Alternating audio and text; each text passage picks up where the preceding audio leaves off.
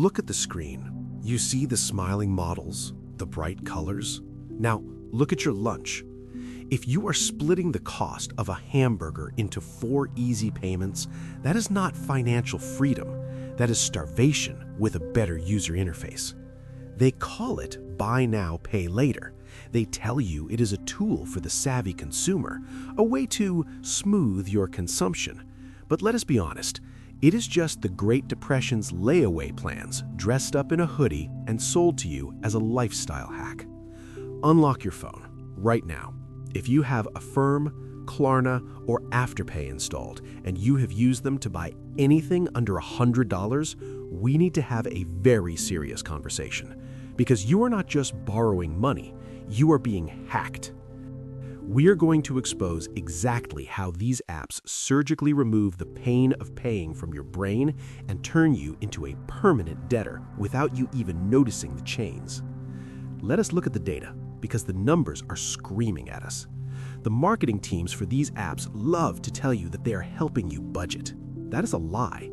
Their internal data shows the exact opposite. People using buy now, pay later services spend, on average, 20 to 30% more per transaction compared to normal shoppers using a standard credit card. They are not helping you manage your money, they are helping you burn it faster. But the real horror story isn't just how much you are spending, it is what you are buying. Historically, debt was a tool used to acquire assets. You took out a loan for a house or a car or maybe a washing machine, big ticket items that would last for years. You paid them off while you used them. That made sense. But look at where we are today. The fastest growing category for installment payments is not luxury handbags or laptops, it is necessities. You can now find Affirm and Klarna options at the self-checkout kiosks of Walmart. Think about the implications of that for a second. We have reached a point in our economic cycle where major corporations are building infrastructure to help you finance a box of cereal. You are taking out a loan for a gallon of milk that will expire before your second payment is due. This is not innovation, this is a distress signal. Next time you're at the grocery store, watch the people in line ahead of you. Watch that moment of hesitation when the total comes up on the screen. It might only be $70 or $80, but you will see them pause. You will see the panic in their eyes.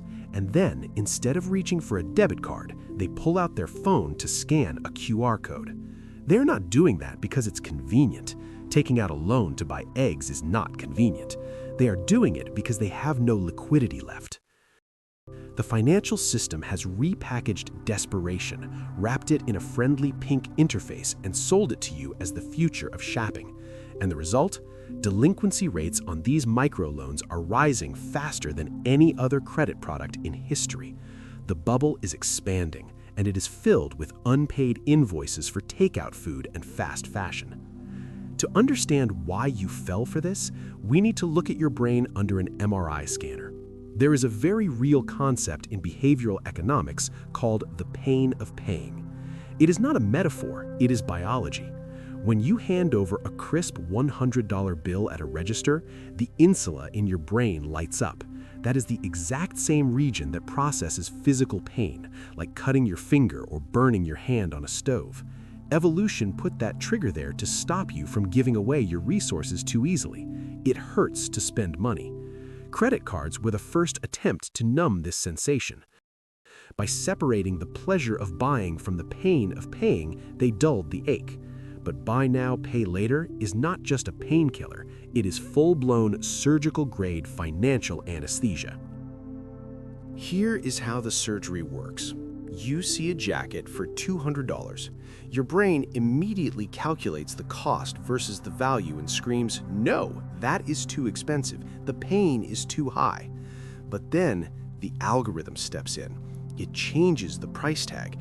It says, "This is not $200, this is just $50 today." Suddenly, the pain signal is cut, total silence. You do not feel like you just took on a debt obligation. You feel like you just tricked the system and got a $200 item for $50. The dopamine hits you immediately, while the reality of the remaining $150 is pushed into a foggy future that feels like it will never arrive. But here is the darker truth about why this system exists. You might wonder why these companies would let you borrow money for 0% interest. Do they just love you? Of course not. You are not the customer in this transaction. You are the product. The buy now, pay later companies go to the merchants, to the clothing brands and the electronics stores, and they make a very specific pitch. They do not tell the retailer that they help people manage cash flow. They say, look at this customer. She only has $50 in her bank account. She cannot afford your $200 coat. But if you pay us a fee of roughly 6%, we can bypass her logical brain. We can convince her she can afford it. They are selling your lack of impulse control to the highest bidder. The merchant happily pays that massive fee because they know that without that little purple button, you would have walked away. The system is designed to extract money you do not have, to buy inventory they need to dump. You think the villain here is the app on your phone, the one with the cute pastel logo. No, look higher up the food chain. The fintech companies are just the enablers, the dealers. The real villains, the ones pulling the strings, are the titans of fast fashion and consumer goods: Shein, Zara, Amazon. They have run the numbers. They have looked at the empty bank accounts of Generation Z and millennials, and they realized a terrifying truth. If people had to pay with money they actually owned, the entire fast fashion industry would collapse overnight. Internal reports suggest that without buy now, pay later, cart abandonment rates would skyrocket, and sales for these giants could drop by as much as 40%. So, what do? They subsidize your addiction. They are literally paying the financing fees for you. They are sponsoring your loan just so they can move cheap polyester inventory out of their warehouses before it goes out of style next week. They are terrified that you might stop consuming, so they built a bridge over your poverty. Now, I can hear you typing the comment already. You're saying, but wait, it's 0% interest. I'm using their capital for free. I'm beating the bank. I'm smart. Let me stop you right there. There is no such thing as free capital, certainly not for you. You are paying for it, but the currency isn't interest, it's control. You are trading clarity for chaos. When you have one car payment or one student loan, that's a known enemy. You can track it, you can plan for it. But when you use these apps for everything, you end up with 15, 20, maybe 30 separate microloans hovering over your bank account like a swarm of mosquitoes. $12 here, $24 there, $8 for a burrito on Tuesday. The human brain is not designed to track that many moving parts. You will forget, you will lose track, and that's exactly what they're betting on. The moment you miss one payment, and statistically you will, the mask falls off. That friendly 0% offer instantly transforms into a late fee structure that rivals the most predatory payday lenders in the darkest alleys of the financial world. We're talking about effective interest rates that can hit 30% or more. But the financial cost isn't even the worst part. The worst part is the regret. Look at the pile of stuff you bought. Would you have paid $50 cash right now for that trendy top that's already unraveling at the seams? Probably not. You only bought it because the price tag said $12 today. You didn't beat the system. You filled your house with trash and you mortgaged your future peace of mind to do it. They tricked you into buying things you didn't want with money you didn't have to impress algorithms that don't care about you. There is a massive invisible risk that nobody talks about until it is too late. Economists call it shadow debt. For a long time, these buy now, pay later loans did not report to the major credit bureaus. That means you could be thousands of dollars in debt to 3 different apps bleeding cash every week, but if a bank looked at your credit report, you looked clean, you looked responsible. This allowed people to stack hidden leverage on top of visible leverage, a house of cards built in the dark.